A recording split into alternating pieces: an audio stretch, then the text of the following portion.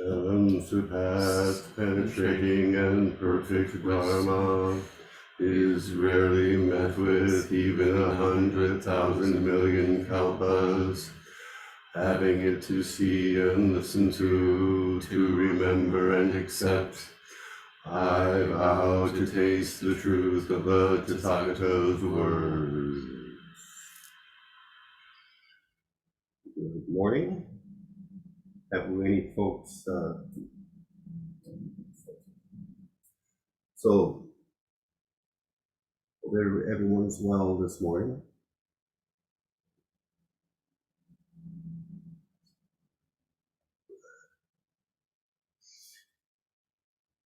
So lately, during COVID, we've been broadcasting and recording the Dharma talks, and it dawned on me this morning, in fact, not too long ago, that when we were meeting in person and having zazen, sword service, and a Dharma talk, we would always begin and end the Dharma talk with the traditional verses, the traditional chant. And that lately during COVID, when we've been doing things more or less virtually, I hadn't been doing that, at least not with any regularity. And it occurred to me that, geez, I should do it today. For a very specific reason. In Japanese, the term for Dharma talk is teisho. Teisho etymologically is translated as tongueless speech. Tongueless speech, that's a neat trick. The notion of that is kind of like the person giving the talk is not talking from themselves, so to speak. They're ideally, one might say, a stenographer for the Buddhist testimony. And so that they're just recording and transmitting Buddha's word. Or they're just transmitting words from the source of being. And that's a pretty tall order. And we always fail to some extent or another, but we always renew the sincere effort to try. And what I like about the opening chant is everybody says it. The congregation and the person on the teaching seat all say it together, having it to hear and listen to remember and accept. I vow to taste the truth of the Tathagata's words. In other words, I can't just be talking, I need to be listening. I need to actually be seeking the Dharma and not just transmitting what I think I already know of the Dharma. My seeking mind needs to be online, if you will, needs to be active.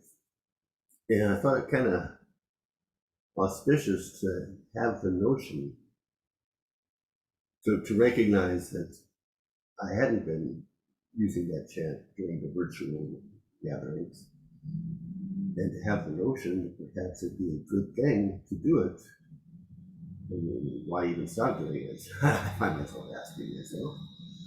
I think it's auspicious because my intent this morning is to begin a series of lectures on Wayfaring. It's the title that I've posed myself to do, Wayfaring. And I say a series of lectures. I have no idea how many parts at this point, but I'm pretty darn sure it's not going to be just one lecture. Wayfaring. So that's the theme for today, this morning, and some subsequent mornings, Sunday morning. Wayfaring.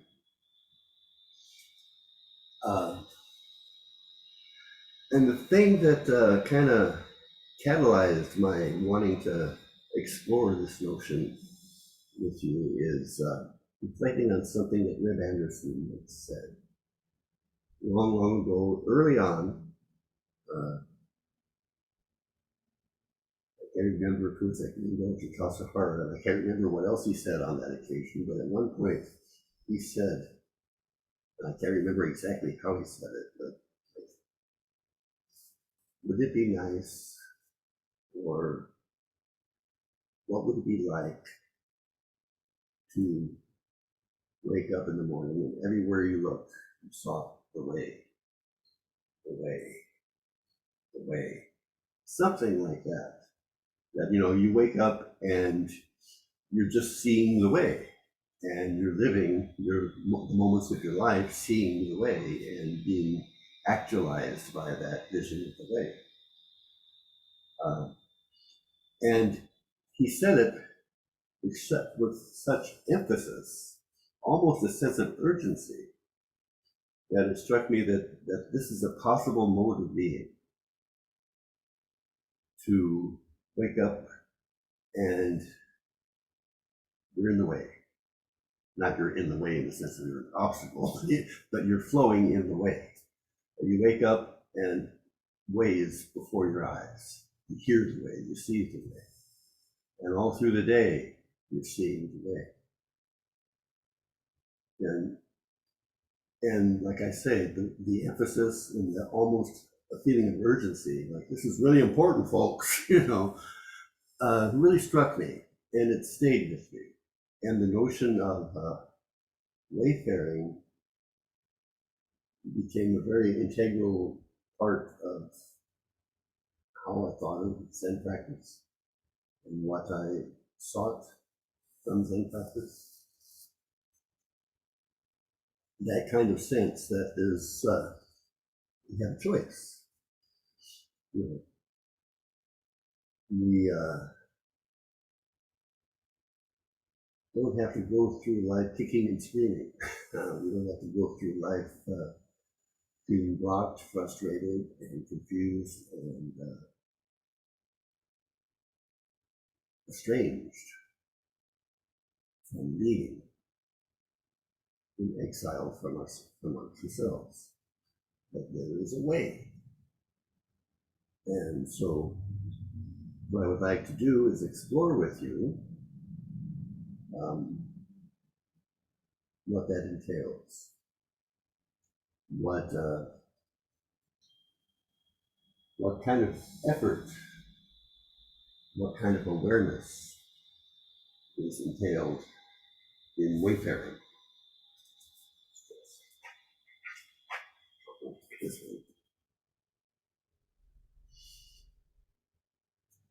So first, I'd like to present some images of wayfaring, you know, poetical, evocative images. The first chapter of the Chuang-Tzu,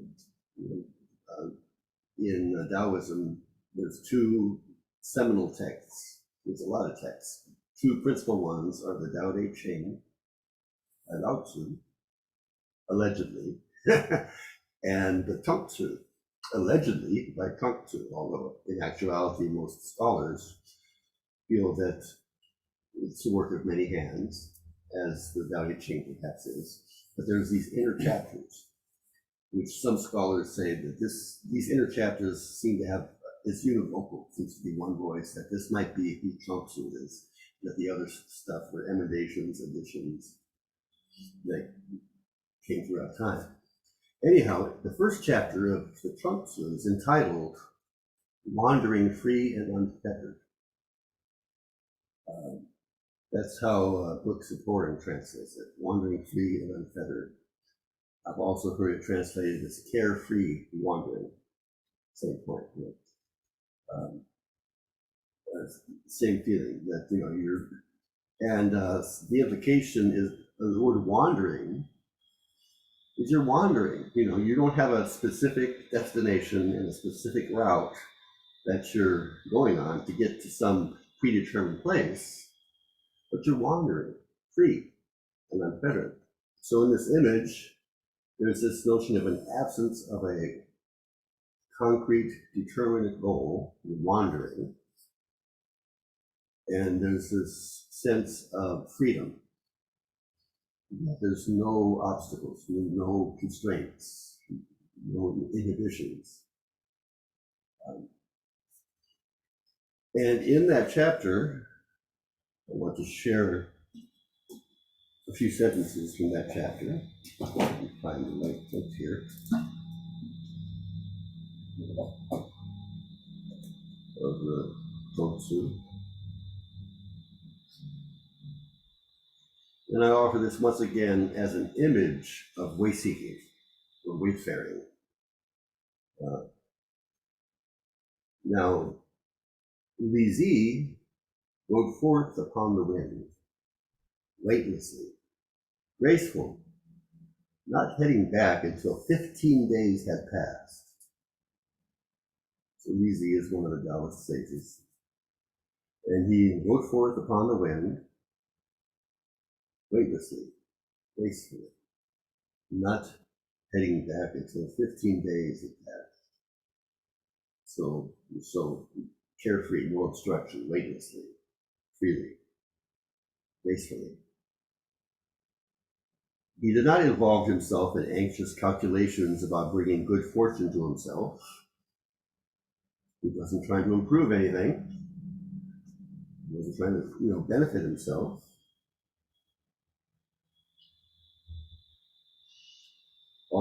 Although this allowed him to avoid the exertions of walking, there was still something he needed to depend upon. So this wayfaring didn't enable him to not involve himself with the exertions of walking. So something about wayfaring eases the burden of living. It eases the karmic load. Something about wayfaring allows us to take a break from ourselves being in quotation marks.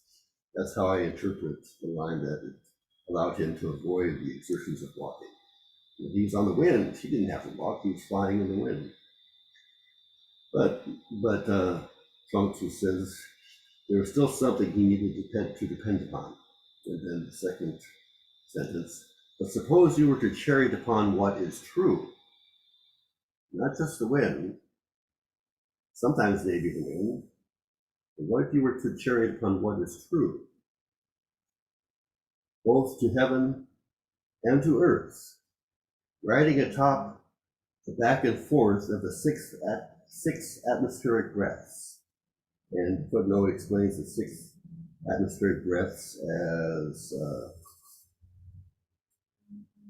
the 6 qi, which are yin and yang, wind, rain, darkness, and light. So kind of like in shorthand for everything. what is riding upon what is true, charioting upon what is true. Riding atop the back and forth, what is true is always changing, like the I Ching, the book of changes.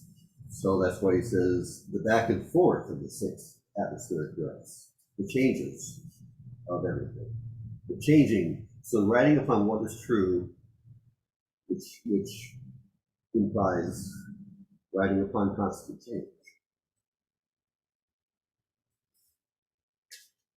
So that your wandering could nowhere be brought to a halt.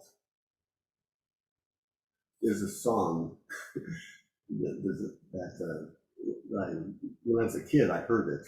Either I heard it or I invented it. I can't remember which. But stop the world, I want to get off. Do you recognize that song?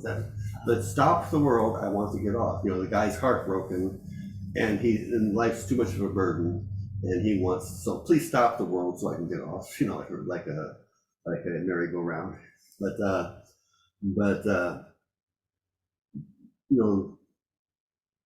can't happen. So if you're actually wayfaring, your wandering can never be brought to a halt. There is no end to the way. There's no end to practice.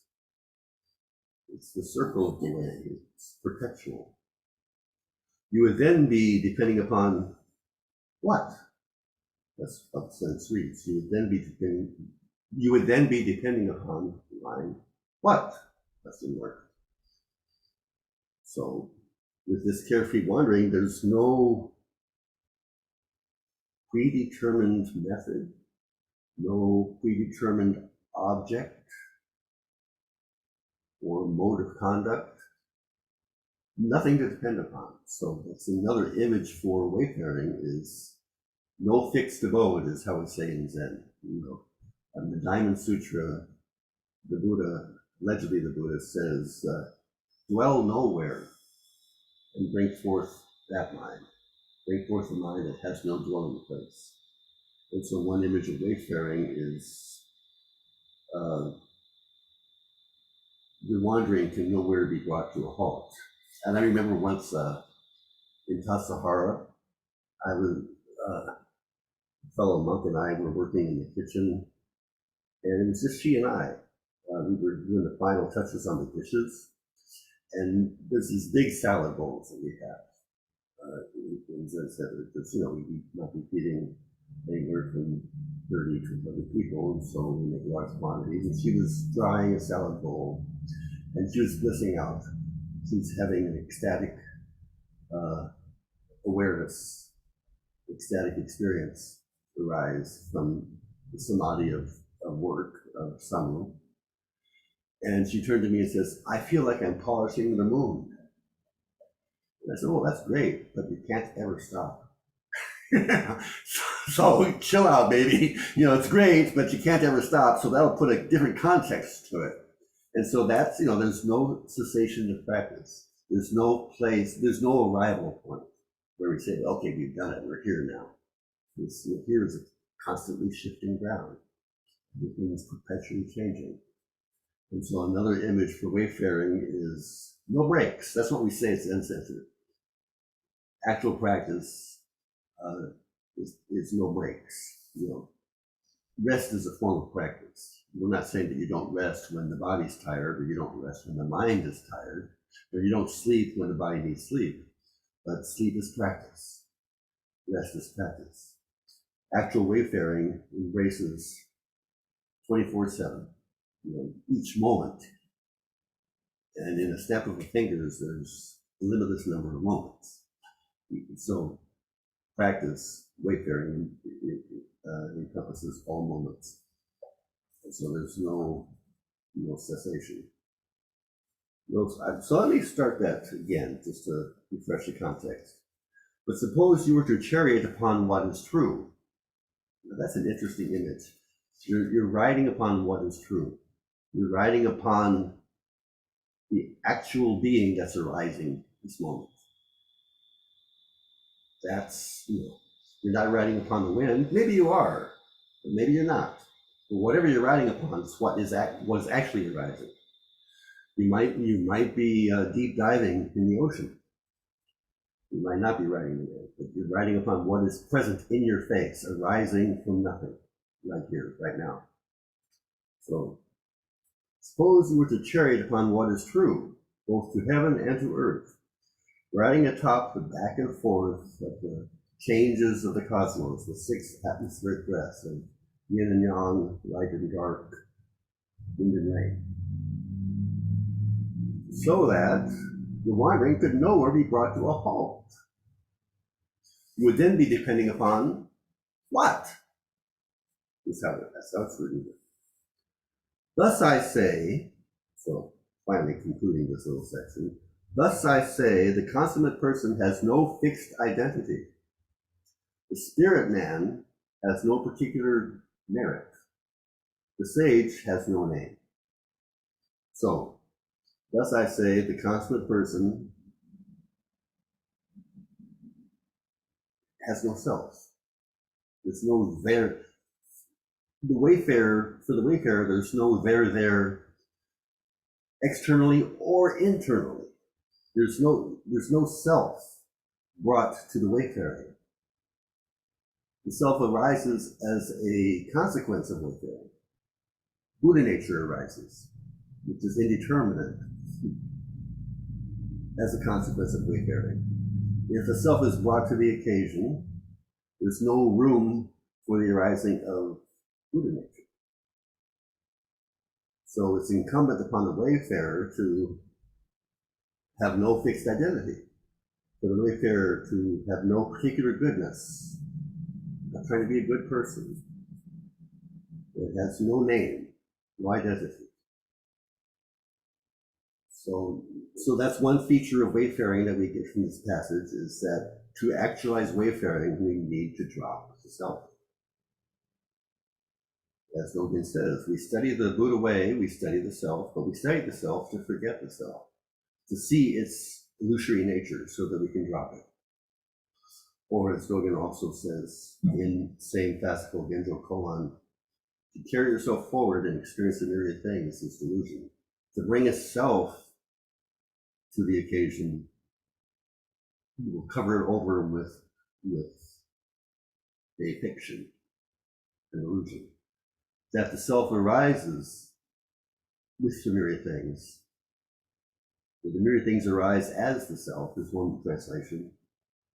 The myriad things arise and awaken themselves, or awaken the self. Those are two ways of translating that sentence. The myriad things arise and awaken themselves, or the myriad things arise and awaken the self, mean exactly the same thing. Ultimately, that's awakening. So that phrase from Chuang-Tzu, brings out some points of the nature of wayfaring. First, you don't exalt. A wayfarer does not involve himself in calculations about good or bad, trying to get something out of wayfaring, trying to improve that wayfaring is going to somehow improve himself or improve others. It may, but if it's done in order to do that, it's not actually wayfaring. Wayfaring has its own virtue, but it doesn't concern you. The virtue of wayfaring doesn't concern you. Only wayfaring concerns you. So that's one aspect of wayfaring. It's not for gain, not to accomplish anything, not for bringing about good fortune to himself. And also, another point of wayfaring is if we're riding upon what is true, if we're charioting upon what is true, then there's no place to rest. Well, there's places to rest, but there's no place to take a break. The wayfaring can never stop. Rest becomes wayfaring because everything's changing. What is true is not graspable as a static, concrete thing. What is true is organic and evolving perpetually. So that's the other aspect of wayfaring, is no fixed abode, no breaks. Sure, it's great to polish a room, but you can never stop. So that might make you a little bit more sober about wayfaring when you realize that, I can't, even though this is beautiful, I can't stop here, because there's no here to stop.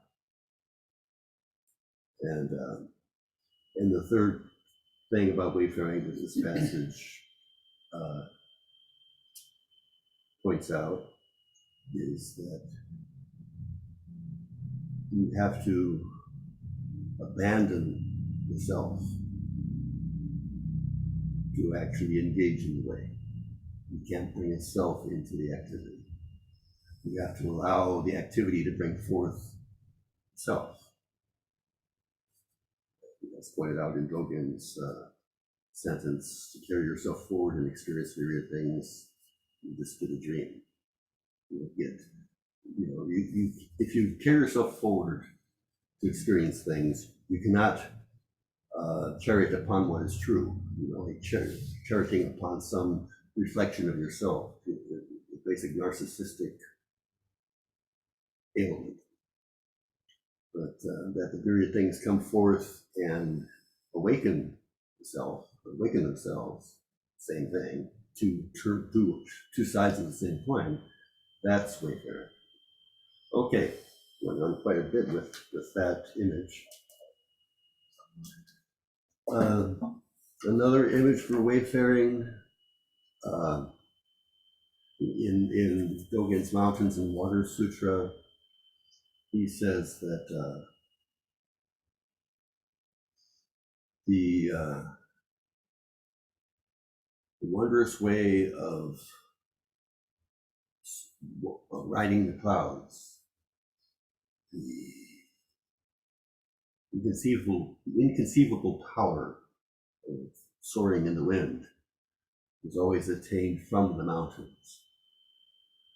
So that's an image that's kind of analogous to the other image of the freedom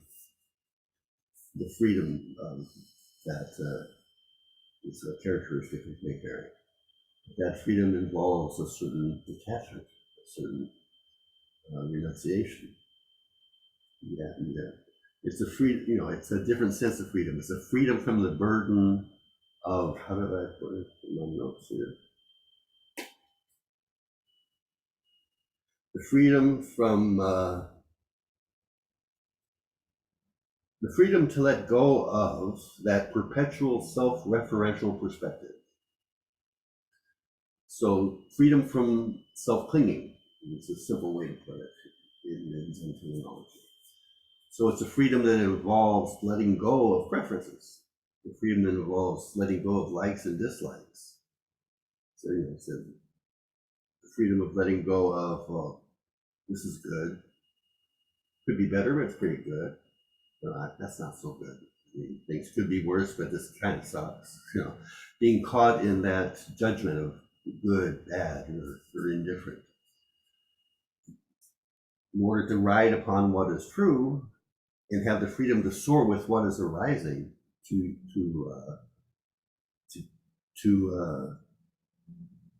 come online with the actual universe, so to speak, we need to let go of that perpetual self-referential perspective, always looking at things in terms of good and bad, like, dislike, and the subtle self-referential perspective of self and other. It's so subtle that it's usually taken for granted as home, as the way things are. But it's a choice. On some kind of pre-conscious cellular level, it's a choice that we make to see things in terms of subject-object. It's not inherent in the way the universe arises from nothing. It's a second step. And there's nothing inherently bad or false with that second step, but it's only one of many possible ways of interpreting or going from this arising right now. And so that self-referential perspective, in order to actualize the vital freedom of Zen, Suzuki Roshi's phrase, this freedom comes at a cost, like other freedoms. This freedom comes at its cost, which is letting go of selfish preferences. And so to ride on the wind, to ride the clouds, to soar in the wind, is a kind of freedom of a sense of limitlessness of being. I am not predetermined. I arise as the multitude of things. I feel like some poet says, I am vast, I contain multitudes. Some Western poet, I forget who. So it's that kind of freedom. It's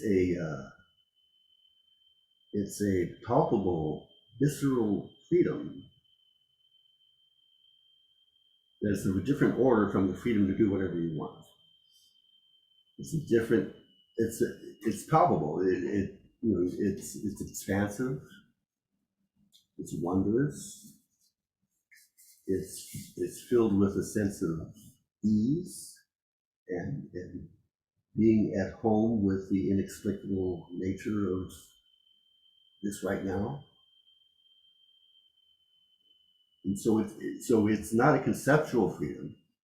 It's an experienceable, palpable state, but it involves a kind of restriction of other notions of freedom, where you don't act on impulse, you don't pursue what is good, and you don't push away what is bad.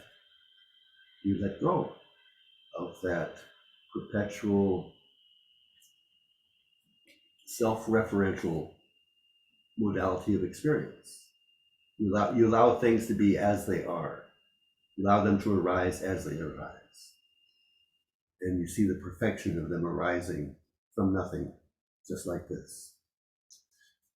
It's a different kind of freedom than the usual socio-political notions of freedom, but it's palpable. It's something that can be tasted as genuine, authentic, and real. So that's another image, Dogen's clouds and wind, riding clouds, soaring with the wind as wayfaring.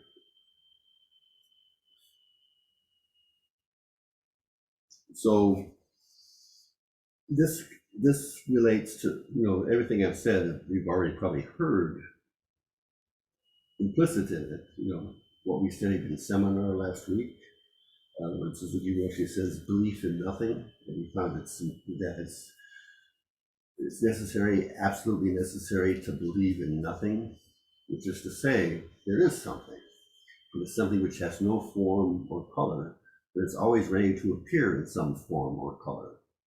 This is the six atmospheric, whatever Chuang Tzu called the six atmospheric something or other, yin and yang, dark light, wind and rain. So the ever-changing nature of the arising of things from the source. You can't determine what arises, but if you can commune with the source, you're one body with what arises. As a later Taoist, Yo Chang says, one body with change. So I was reflecting on this, and I'm not too content with the word believe in nothing. I think it could have, because belief for me brings up the notion of some sort of proposition, linguistic proposition. There's some content. And if it's nothing, how do you believe in nothing if there's no content? But so I would prefer, forgive me, Suzuki Roshi, but I would prefer the word faith, to have faith in nothing. A radical faith in self-forgetting. And it's okay to let go. That, this artifact of a self that we've manufactured from memory and events of the past, it's just that, it's an artifact. It's not who we are fundamentally. And so having faith in nothing means having faith that if we let that go, we're not going to disappear. We're not going to fall into a pit of nihilistic despair. That, the universe goes on. And we as the universe goes on. So faith in nothing is faith in self-forgetting, faith to let go of that perpetual self-referential perspective. That perspective, a perspective is just a perspective. It's not right or wrong, it's a perspective. And so there's nothing wrong with the subject-object modality of awareness. It's a perspective which has its own sphere of legitimacy. But a perspective is just a perspective. If I were to be holding up an apple and looking at it, it might be all red and shiny and looks delicious. But for Nate's sitting, maybe he sees, a worm's tail wiggling. He's got a different perspective on the apple. He sees, in essence, a different apple. And so when we say letting go of the incessant self-referential perspective, it's just dropping the perspective, not annihilating you as a person. And so faith in nothing is faith in, Zeron, that term that I've explained before, is spontaneously self-sown.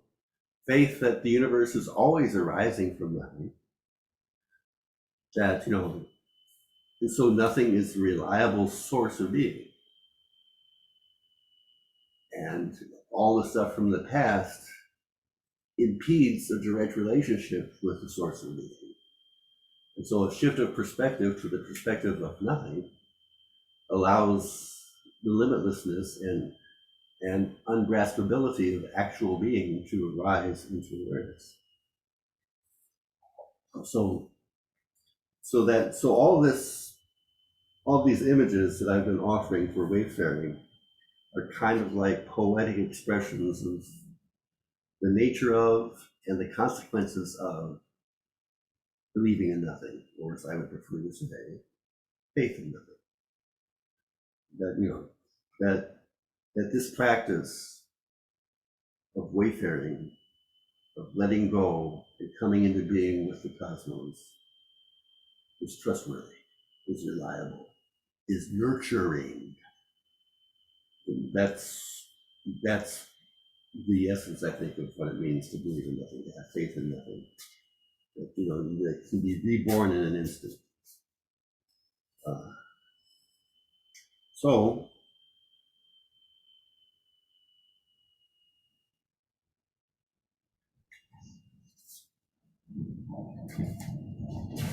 that may be just about enough for today. And like I said, this is lecture 1 on wayfaring. Speaking of riding wind, it's kind of windy right now.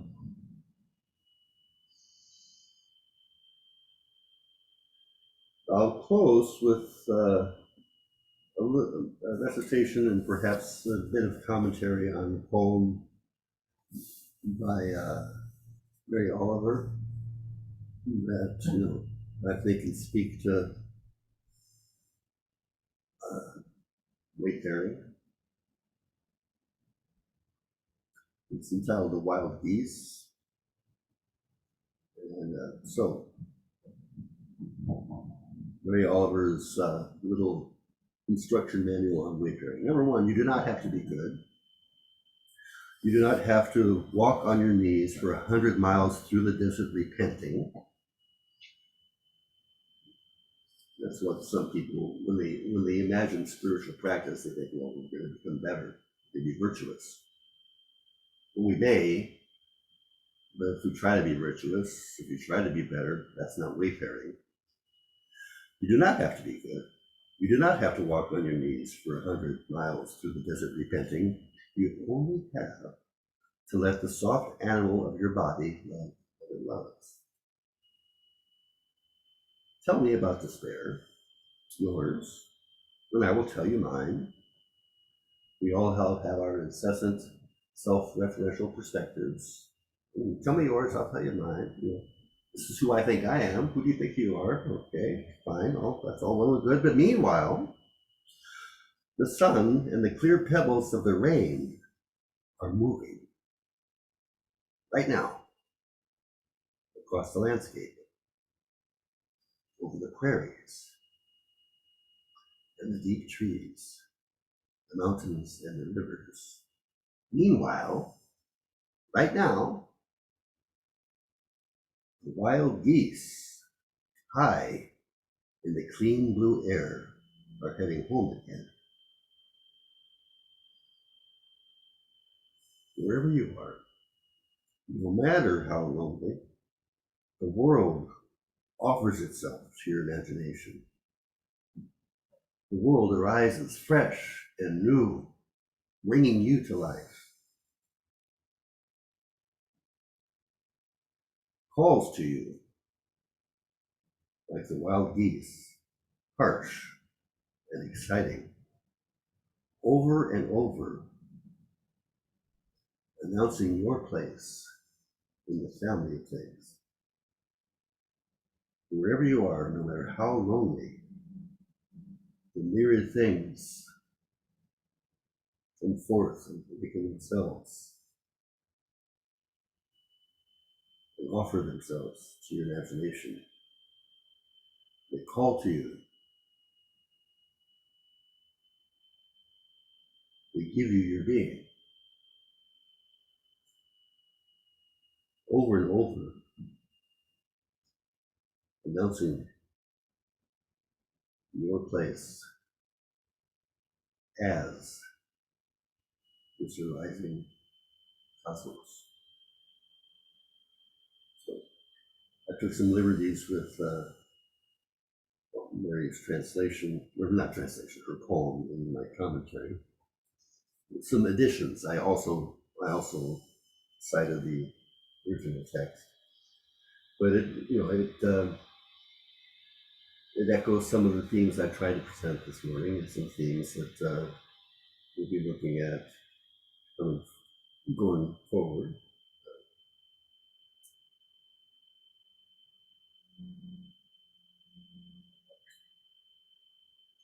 So Reb's emphatic statement is almost urgent statement that what would it be like if you would listen to the wild geese,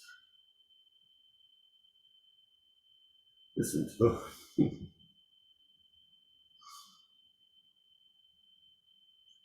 listen to the cosmos calling to you, announcing your place here, now, as a limitless, undefinable element in this limitless, ever-changing, ever-rising reality of things.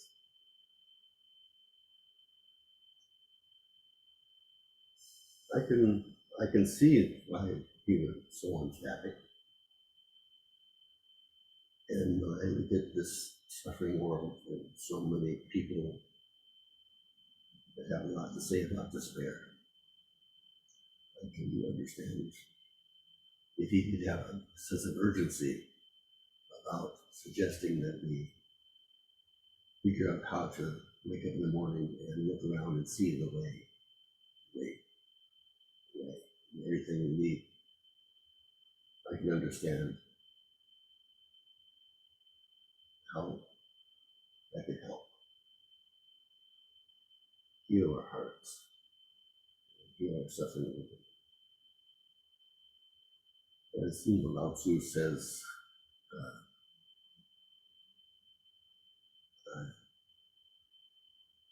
I want no food but that which comes from the teeth of the universal mother, which is a legitimate translation of I forget which chapter that is, but he starts off saying, other people, they've got their shit together. They know how to act, they dress well and they're eloquent in their speech, but I'm confused. And people look at me like I'm a fool. I'm out of touch with current events.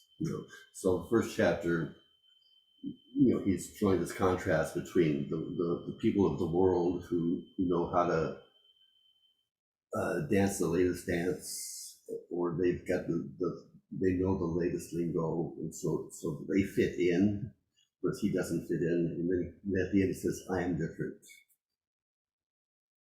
I take no nourishment except that from the Great Mother. And in the characters that are used, you can state that, I take only the nourishment from the breast of the Universal Mother. And that's Wayfaring. You are getting nourishment from looking at this phrase that he used here, you're getting nourishment from what is true. Suppose you were to chariot upon what is true. How would you feel then when your alarm clock went off in the morning? And you say, I can wake up and see the way. I can wake up and ride on what is true. I can take my breakfast from the breast of the Universal Mother. I'm here. I belong here. This is my home. This vast limitless universe is my home. That's the fruit of wayfaring. And we've talked a little bit about some of the images for it and what the images indicate in terms of the process of wayfaring. And we'll continue to explore that further. Thank you very much. May our intention equally extend to every being and place with the true merit of Buddha's way. Beings are numberless, I vow to save them. Delusions are inexhaustible, I vow to end them. Dharma gates are boundless, I vow to enter them. Buddha's way is unsurpassable, I vow to become it.